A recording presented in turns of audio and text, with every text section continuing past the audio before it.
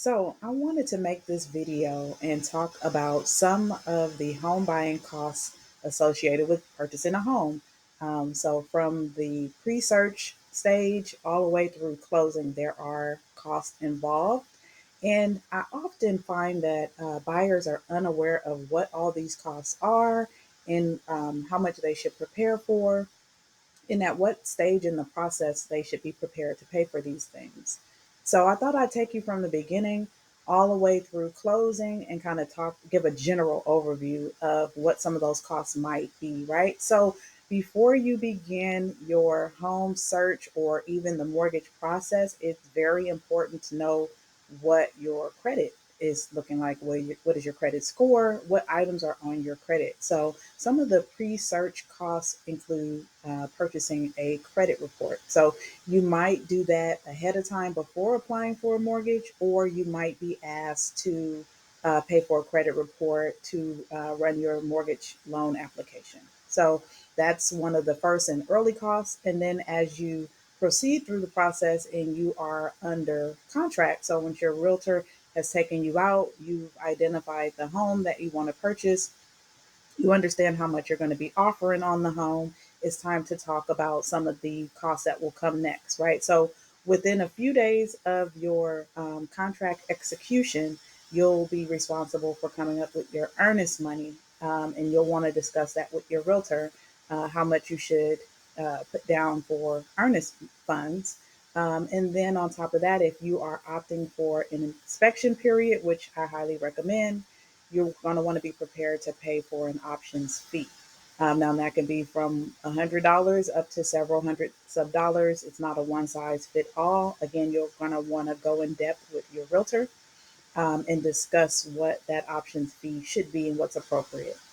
Then, after you have done those things, or while you are also doing those things, it's during the same time frame, you are going to want to hire an inspector of your choice. Of course, your realtor should have some suggestions, but ultimately, that is something you pay for and someone that you choose. And that is someone who will come out and inspect the home, kind of give you an idea of some issues that might be going on with the home so that you can make an informed decision and decide if you want to proceed with the purchase contract. So once you've gotten through that stage and you've decided that you want to continue on your home buying journey with that particular home, it will be time to order and pay for an appraisal. So there are some times when you may not be asked to pay for the appraisal upfront. It may be due at the end. Again, you're going to want to discuss that with your mortgage loan officer and your realtor. Okay, and to understand that. So the appraisal is really to understand the value of the home, and so a licensed appraiser will come out and appraise the condition and value of the home. So that could be again few hundred to thousands of dollars. Again, you're going to want to ask your mortgage loan originator about the cost of the appraisal.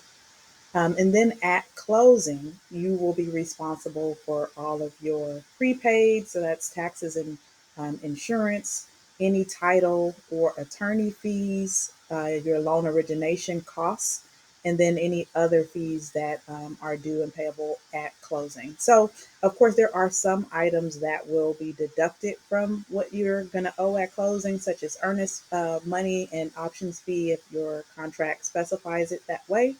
And then that will be what you have to at closing.